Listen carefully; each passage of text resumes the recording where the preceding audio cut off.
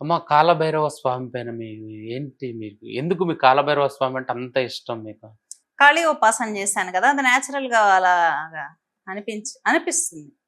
Okay. మామూలుగా మీరు ఆంజనేయ స్వామి ఉపాసన తీసుకున్నారనుకోండి, రాముడు అంటే మంచి అఫెక్షన్. అవును.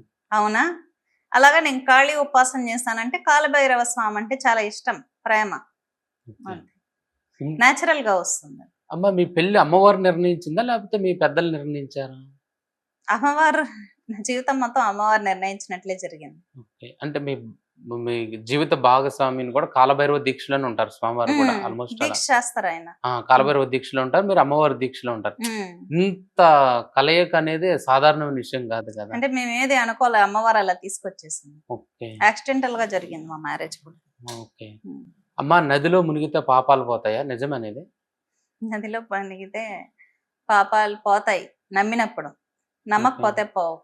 ఓకే. నదిలో మునిగితే పాపాలనేది గంగా నదిలో మునిగితే పోతాయి. అది నిజమే. ఎందుకంటే గంగా నదికి నేచురల్‌గా హ్యూమన్ బాడీని హీల్ చేసేటటువంటి యాస్ట్రల్ పవర్ ఉంది. ఓకే. మళ్ళీ మనం అంటించుకోకూడదు గదా! ఓ హ్మ్. చిన్న పిల్లాడిని బురదలో ఎళ్లి తొక్కుకొనొస్తాడు. ఆ అమ్మ కడుగుతుంది. మళ్ళీ మళ్ళీ బురదలో కాలు పెడితే ఓకే. అమ్మాయిని ఎంతసేపు చేస్తుంది? ఆ బురద నాకు అంటుకుంటుంది. ఎందుకులే అని దూరంగా ఉంటుంది. ఓకే. అవునా? మనిషి జీవితం కూడా అంతే.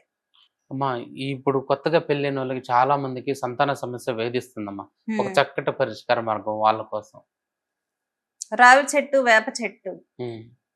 కలిసి ఉన్న చోట ప్రదక్షిణలు చేస్తే చాలా మంచిది. ప్రసాదం నివేదన చేసి. ఓకే. సంతానాన్ని ఇచ్చేటటువంటి యక్షిణీ శక్తులు వేప చెట్టుని, రావి చెట్టుని ఆశ్రయించుంటాయి.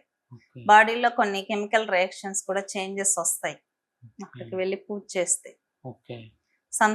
వేణుగోపాల స్వామి టెంపుల్స్ ఉంటాయి. ఓకే.